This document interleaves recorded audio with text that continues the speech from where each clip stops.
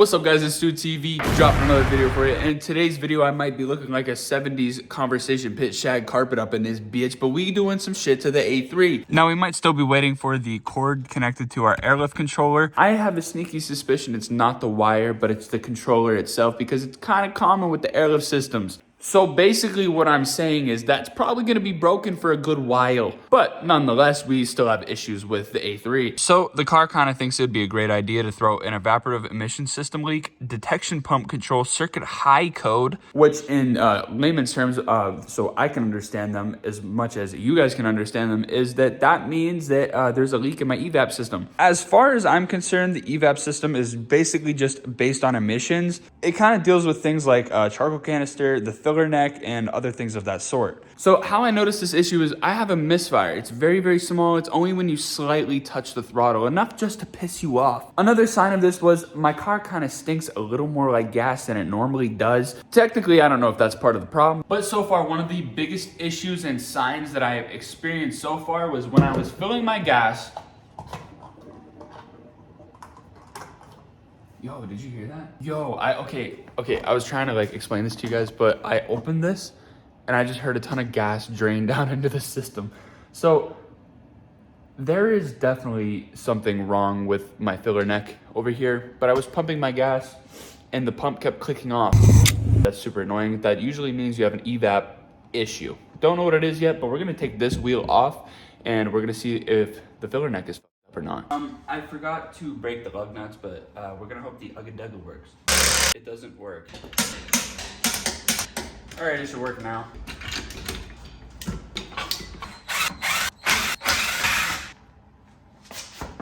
All right, let's look around. I did not see an issue really. I'm gonna poke around back there for a couple minutes and I'll get back to you guys if I find anything. All right, so I figured out that this, I don't really know. Don't quote me, guys. This is my evap canister. Actually, there's a side note here. I was completely wrong about the names of everything. You will get to learn that I don't know the names of anything. I just kind of know what they do a little bit. So, tune back into the video. I called this thing a charcoal canister the whole time. It's just a filter.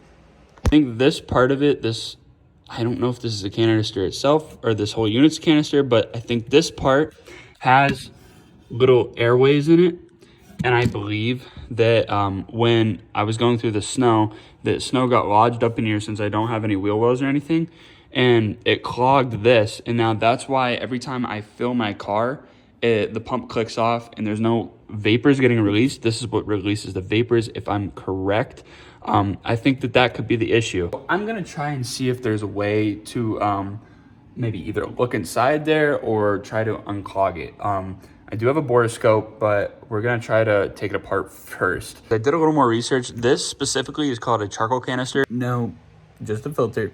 Right, this is my charcoal canister and it releases fumes from like the filler neck and the whole system here. So when you're filling your car up, you're dumping fluid down through the filler neck here. And obviously that has nothing, there's no airflow, so it can't breathe. So it pushes air back up through and that's what shuts the pump off. So this releases the, oh, hi Eloise. This releases the fumes and allows you to fill your car up. What are you doing? Eloise came to help. So I need to figure out a way to get this off of here. I just have to connect it from this line. And then I already got that off before. That just pops out. I guess the other side pops out. And then this, that will be a pain in the ass.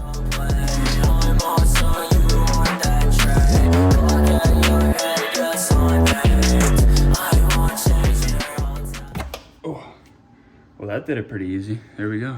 So online, I looked up how to clean a charcoal canister. Everything on cleaning parts of a car is overzealous. You don't need to do everything like that, but I don't know if this is the correct way to clean one, but we're gonna try. I'm gonna spray the shit out of it with brake clean and run it underwater and then wait for it to dry and then put it back. Yeah. If you guys are asking me, brake clean solves the world's issues.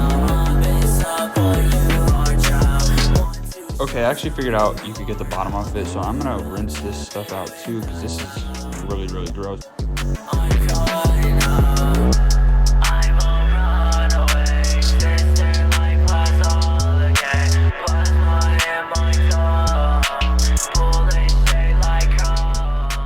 This filter could be a lot worse, but I'm definitely gonna look into getting another one. All right, so I ran this under some water and I actually got a lot of debris out of this. So we're gonna let this dry off, and then we're gonna take the boroscope and look down the hose that was connected to the charcoal canister and just make sure it's not blocked. All right, so I got a haircut in between clips real quick, but this is basically dried out enough that we can put it back in the car. I really hope this solves the issue. This is pretty clean.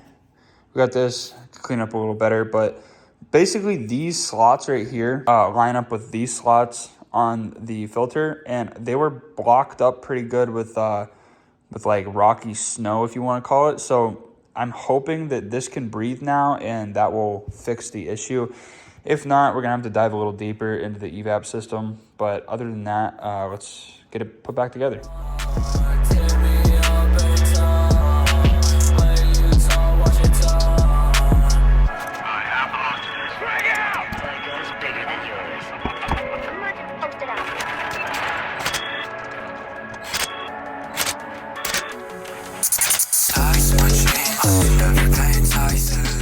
All right, so we got the charcoal canister cleaned up. It's all hooked back up together. We got the wheel on.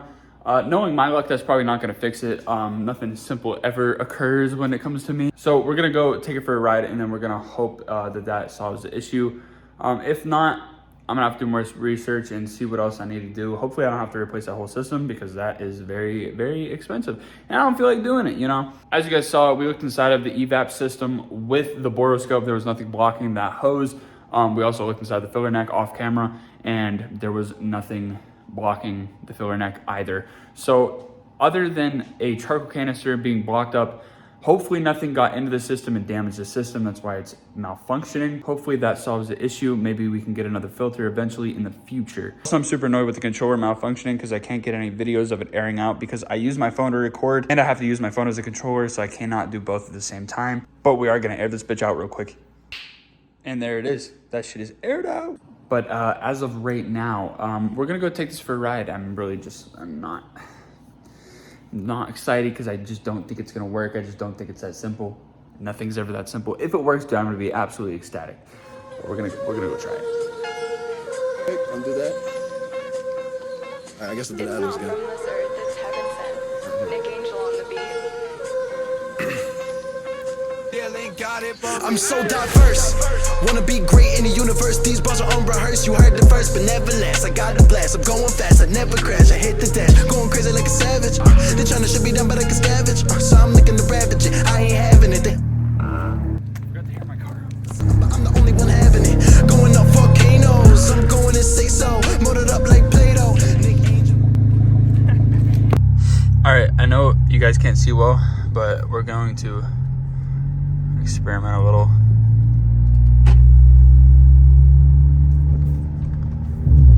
All right, nothing so far. It only occurs when you are very slight on the throttle.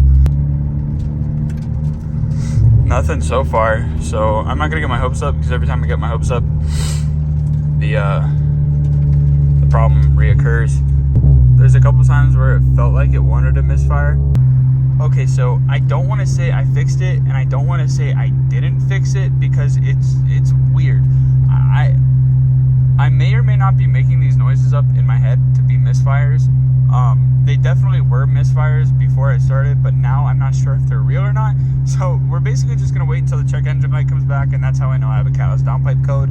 And once that check engine comes back, then there should be another code for an evap failure, or for an evap system leak. If that code doesn't come back, then we fixed it. If that code does come back, then we obviously still have evap issues.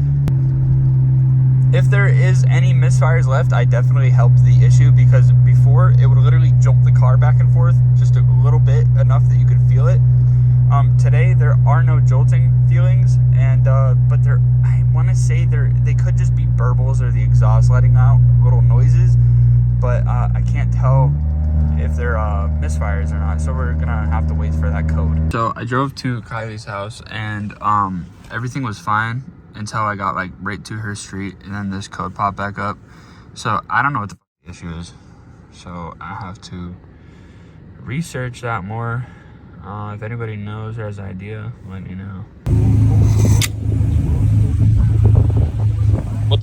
All right, I know this video is short and sweet, but I know that misfire issue is still there. It's still throwing the code. I posted on the Audi group on Facebook, and people are saying I needed a whole new system. But I think soon enough, Yax and I are going to take a fog machine and shove it into the evap system and see if there is any leaks. There probably won't be, but I'm also going to call Audi and see if I still have a warranty on that.